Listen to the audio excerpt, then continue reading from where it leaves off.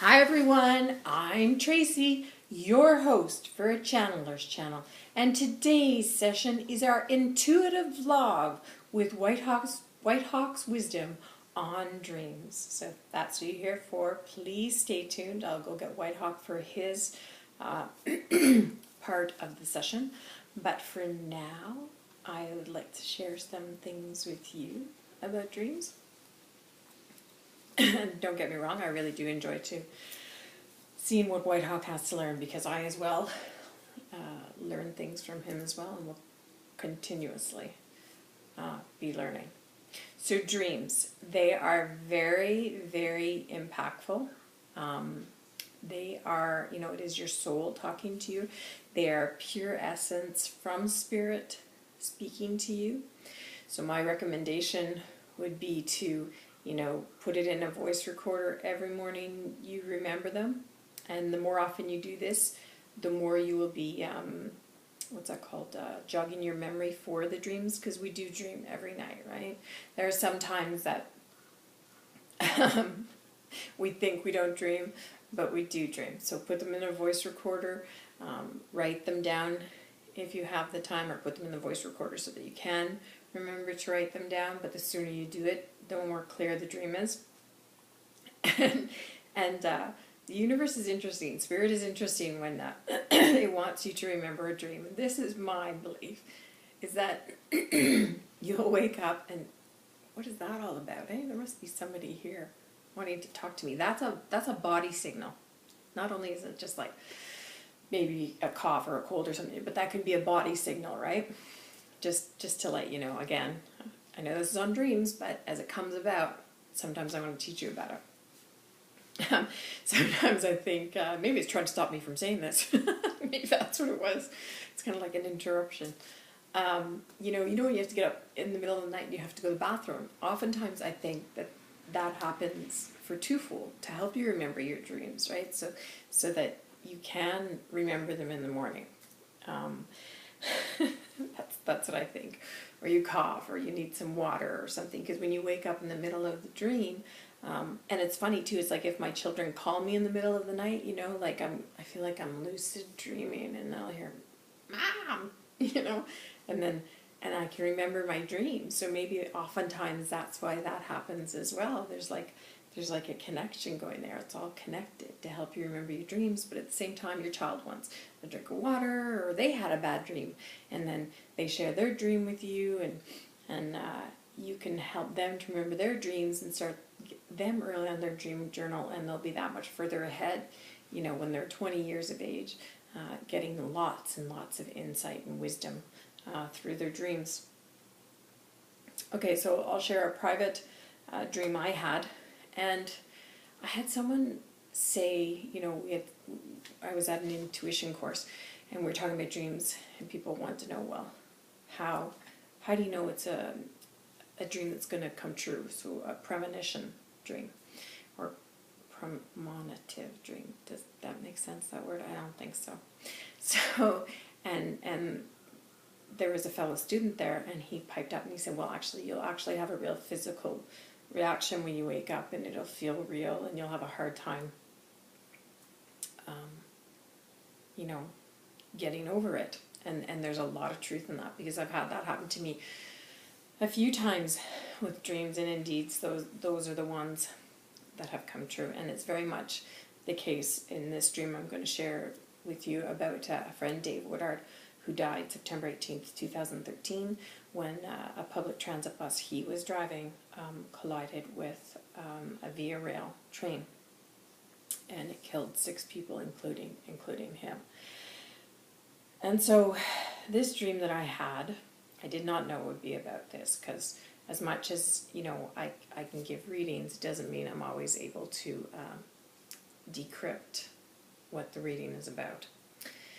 Oftentimes dreams come to you to prepare you on a higher conscious level, or to bring it into your consciousness to help you prepare for the events that are about to take place. Readings do as well do that. So I had this reading where I was going to a funeral or two awake. And my friend, my best friend, her spouse met me outside the doors and didn't want me to go in because he said it's going to be a very upsetting affair for you because it was my best friend.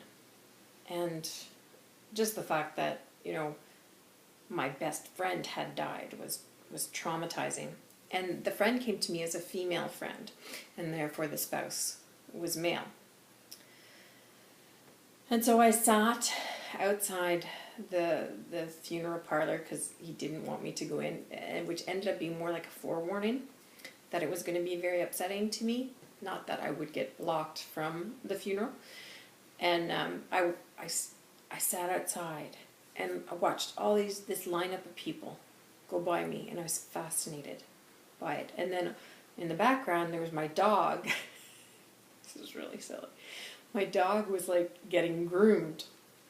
And so how do I explain how? So what happened in reality is I lost a male friend who was a really good friend in high school, and it was the same time as I met my best girlfriend. I met her the same time as I met him. So that's why it came to me like that.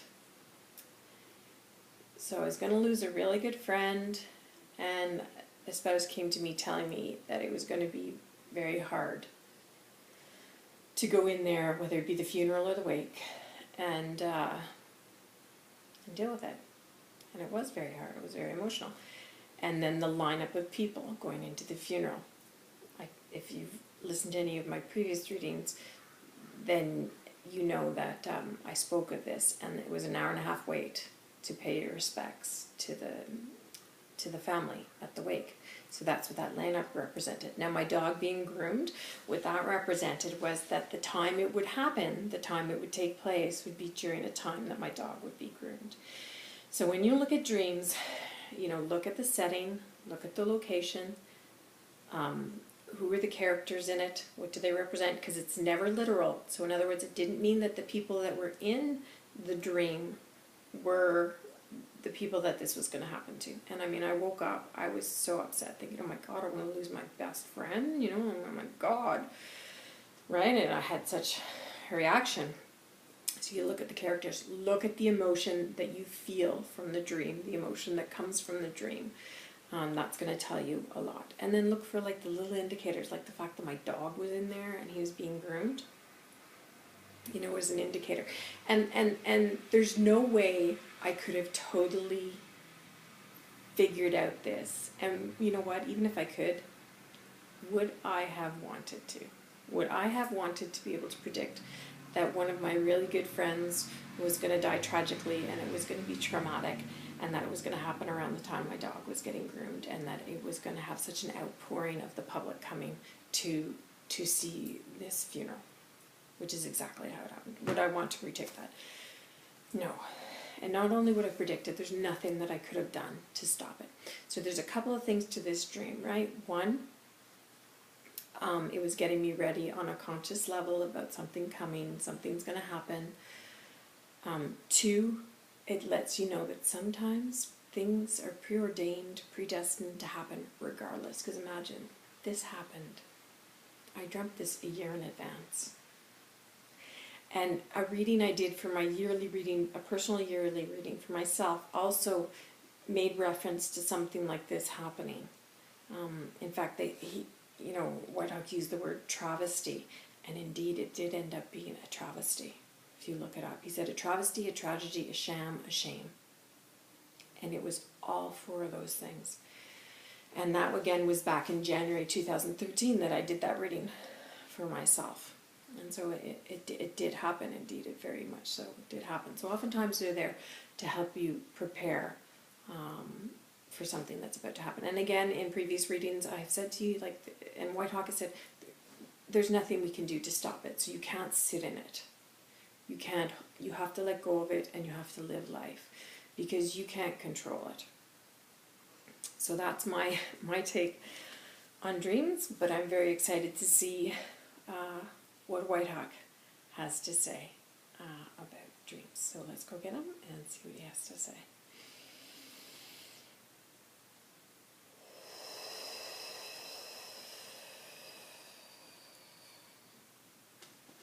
indeed, he says. Dreams. What are they? He says, but actual emotional facets of oneself, he says. Wisdom from the higher self, he says, coming down into the consciousness to make it conscious, to make it real. N'est-ce pas? And we're all like, as we listen, we're like, yeah. Some are shaking their head. We're like, yeah. He goes, honestly, he says, that is really what a dream is. He says, it is your ones, our ones, he says, from above, coming to you, preparing you for things that are going to happen to you, he says. But not only are they coming to you, preparing you for things that are happening, he says, but your dreams will help answer questions you have. Your dreams will move you forward in life. Your dreams will let you know if you are coming to a place of dire straits, he says. Your dreams are informative. He says they are pure wisdom. They are pure essence of yourself, of your ones, of our ones, helping you in this life here on earth. So why would one not heed your dreams when they are filled with so much wisdom and so much information? Why would one just, not a big deal, just like brush them off? He goes, why would one do that when we are giving you such power through your dreams, such wisdom through your dreams to help propel you into a new life force, purport you to where it is that you are meant to be, he says. Now there's no doubt indeed, as this one has mentioned, he says that you cannot stop bad things from happening. So why would we tell you this? He says, well, as this one has also said, to prepare you for what is coming, for what is about to enter your life, so that you may handle it that much better than if you were not to know at all. And some people are like, well, that's just crap. I just think that's crap. And you kind of just reiterated everything Tracy just said earlier. So, I don't know. I'm just kind of getting sick and tired of all this. And Whitehawk says, maybe. But you forget, she is a student of me. N'est-ce pas? Is she not? And so some of us are like shaking our head, yes. I know, I'm putting my hand up going, yes, yes, yes. And so it's like we're sitting in an auditorium and Whitehawk's giving us the talk on dreams, and this man is walking up the stairs, and no matter what Whitehawk just said now, this man, older man with gray hair, is walking up the stairs and leaving he's done, he's had enough. He doesn't feel, I guess, that we're truthful or that we serve his needs anymore. And Whitehawk's like, that's okay, let him go. He will find another place, another time, he says, someone else that will serve his needs better, and that is okay, he says. But for those of you who are arrived here and who are here, he says, thank you, and God bless for that, he says. He says, do not be upset, he says, by this, Tracy. Do not be upset by this. It is okay. He says, dreams come to you as a gift from God, as a guidance system, so to speak, he says, as a way of us to speak to you through your dream time, through your sleep time. It is our way to be able to effortlessly speak with you, he says, without everything else getting in between, all the fear, he says, all the stigma, all the, what's that called, that word, when someone doesn't truly believe something? Skeptic, sorry, I had to think of it. He said it, I couldn't think of what he's saying. He says, indeed, it is our way to come to you without having to deal with all of that. He says, our dreams, or your dreams, are our gift to you, our way of speaking with you. When he says our way, he means spirit. Our way of speaking with you, our way of preparing you for the road ahead. Our way for answering some questions that you've had, some deep lingering issues that you've had. It is our way of communicating with you. If you would only listen, children. If you would only take out those journals and write it down, and then refer back to it, he says. Very much in the same vein, he says, this one does. She does not refer back to it daily, but she will go back, and she will look. And with that, she will say, oh, that's what that meant. Because then he says she can correlate it to something that's occurred in her life. And in doing so, he says she then learns our language, our way to communicate with her, and becomes better at decrypting the message. And some people are like, oh, well, but I thought, like, she just said, like, would you want to be able to decrypt a message when there's nothing you can do about that? He goes, you'll never completely, fully, awarefully decrypt the message, but you will get pretty darn good at knowing what it's surrounding. He says, and there's power in knowledge, he says. There's power in information, my children. For maybe, he says, sometime along the way, you will be able to help. And it just popped into my head there, the movie, oh gosh, I can't remember, the Dream Jacket one, Joseph and the Dream Coat is what it popped into me, the animated version of it. And just to explain to you, it's where Joseph his dreams come to him and he is able to decipher what they do mean, and then through getting really good at it and believing it and trusting it, he was able to help, I want to say Egypt, I could be completely wrong, help Egypt through a 7-year drought, so that it would not be so bad. And so that's what that movie is about. So maybe that's something you want to watch and listen to understand how dreams can come to you, and in being able to decipher them, how they can help you. And Whitehawk says, indeed, a very good example, an extremely wise example, he says, is this example she has given you. He says, so perhaps watching it would not be so bad, he says. He says, indeed, sometimes dreams can come to us. And another example, sorry, I can share to you is I had a dream, where I was going to be in dire straits, and it gave me all the information I needed to be able to put my hand up and say to my family, like, I need help here. I need help. I can't do this. And I was able to do that before I hit the wall. So he goes, indeed, another prime example, this is Whitehawk talking now, another prime example of how dreams can come to us and say, pay attention, pay attention, pay attention, this is getting bad, red flag, like this is getting bad, you're going to hit a wall, you're going to hit a wall. He says, that's how dreams can come to you, and they help you through your life. Now, as indeed with the tragedy dream in which Tracy was speaking with you, he says, there is not much she could have done, but it can prove to you that indeed there are some things that are written in stone that are going to happen that you have no control over. And indeed it can give you solace, it can give you faith in knowing that those were predestined through our Lord Jesus Christ to happen for whatever reason. For whatever reason, he says.